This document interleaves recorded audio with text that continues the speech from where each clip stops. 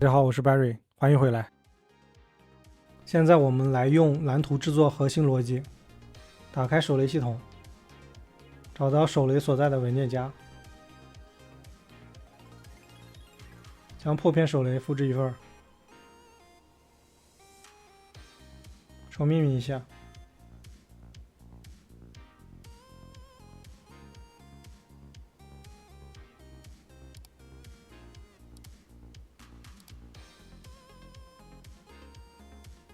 新建一个 Actor 蓝图类，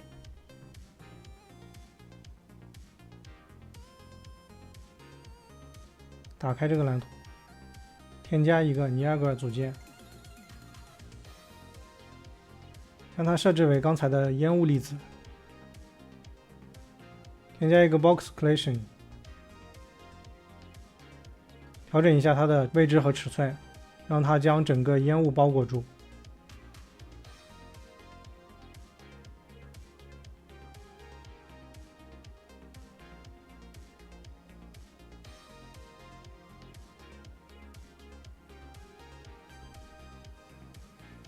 在它的下面添加一个后处理组件，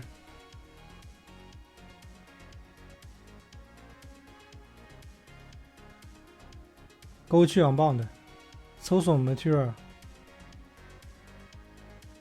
将刚才制作的 PP-Smoke 加进去，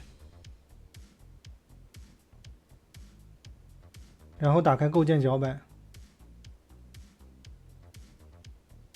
，Set Life Span 设置成15，编译保存，打开手雷蓝图，设置好钢镚的模型和材质，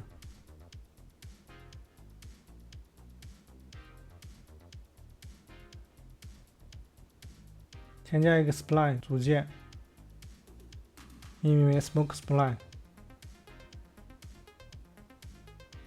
再添加一个 Trail Leads，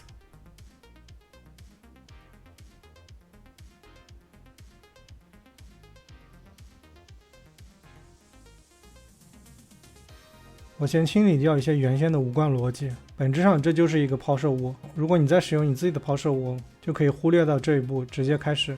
接着我要创建3个 Customer Event， 第一个 Recorder 用来记录未知信息，搜索 Timer，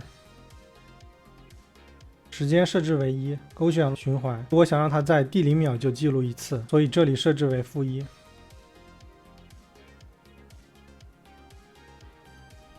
通过 Get Actor Location 获取当前物体的位置信息，将它提升为变量，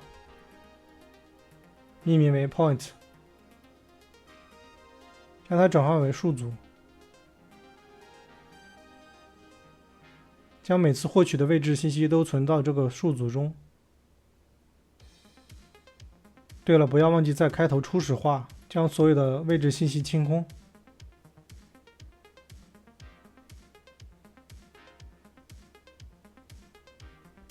接下来第2个自定义事件 Update Spline，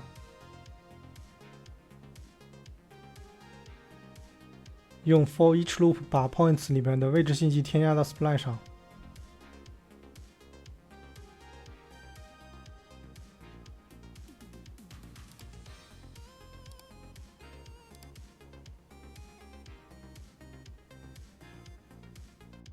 这里选世界空间。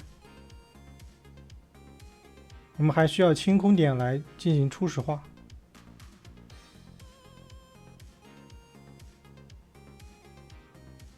再新建一个自定义事件 Spawn Smoke Track，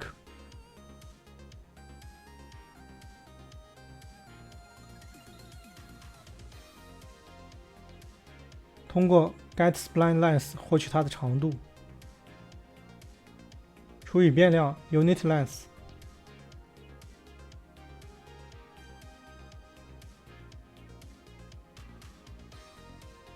得到烟雾的段数，这个默认值设置成150，添加一个大于，将这里提升为变量，用于计数。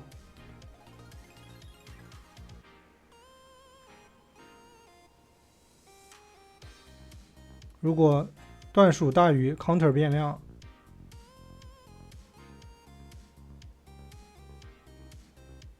就生成一次烟雾。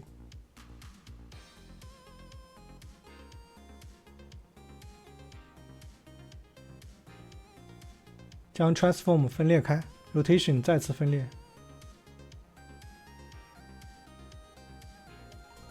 获取位置信息，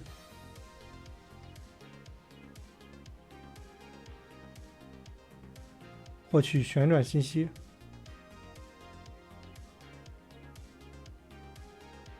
这里我们只改变1/2的旋转，用 counter 乘以 unit length 计算当前的 distance。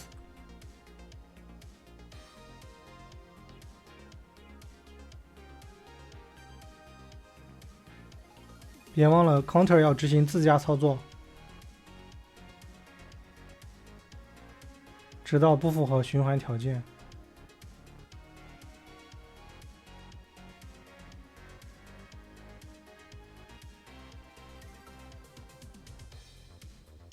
Force 端连接 destroy self， 当不满足条件时，将自己销毁。回到刚才的事件，在 complete 这里连接 spawn smoke track， 最后在 event begin play 连接 recorder， 延迟5秒后，将 timer 停止。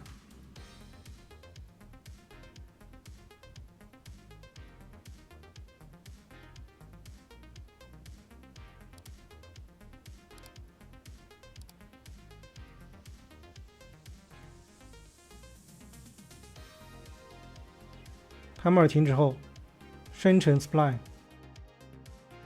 也就是调用 update spline， 编译保存。我们简单设置一下，来看看效果。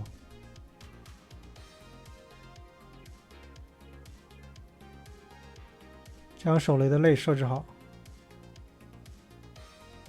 抛射角度可以不用调整，编译保存，运行查看效果。切换到第1人角色，视觉系统的调试线有些碍眼，我们往前走一点，按住左键，然后松开抛出。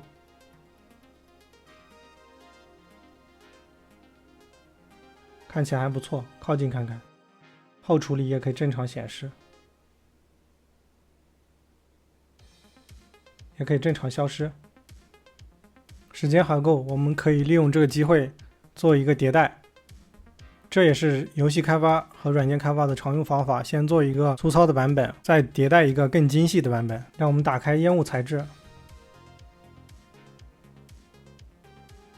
按住3，创建一个矢量，转换完参数，命为 color， 选灰白色。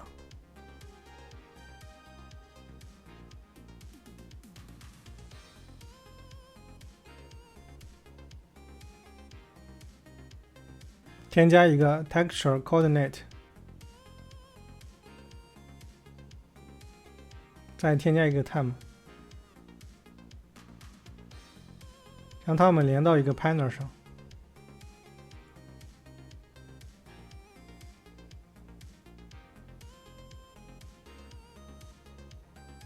speed y 设置为 0.5， append 的一个0。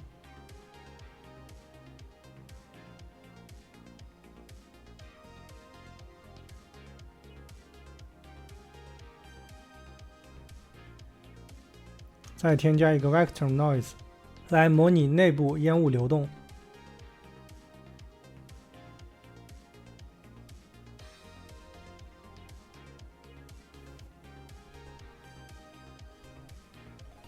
通过 mask 获取到 R 通道。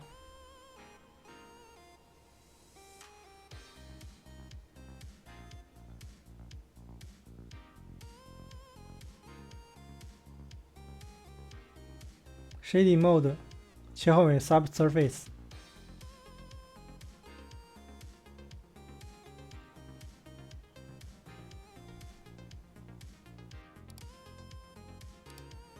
连接到 Subsurface Color 上面，可以看到有烟雾流动的效果。应用保存。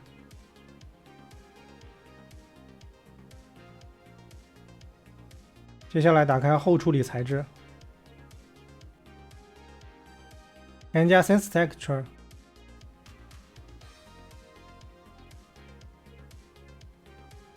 ID 设置为 Post Process Input 0，再添加一个颜色，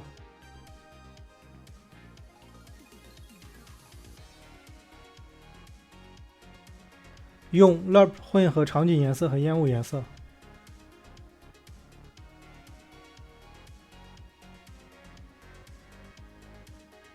用 Mask 勾选 RGB 来解决这个报错。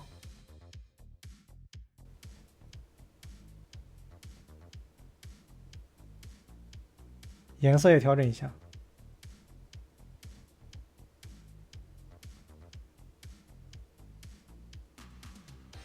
再添加一个透明度调节参数。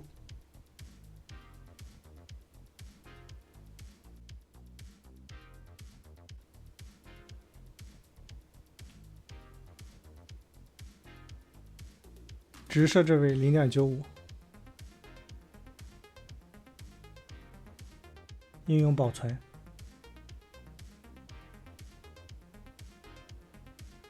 再次回到场景运行，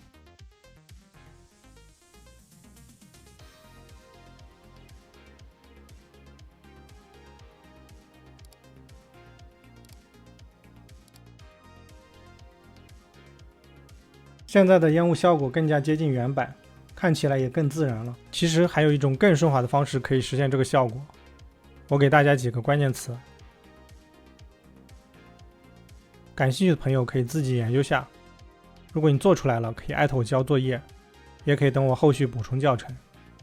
做这个系列不只是想让大家直观了解游戏开发，更想分享一些我在游戏开发中的实用思路。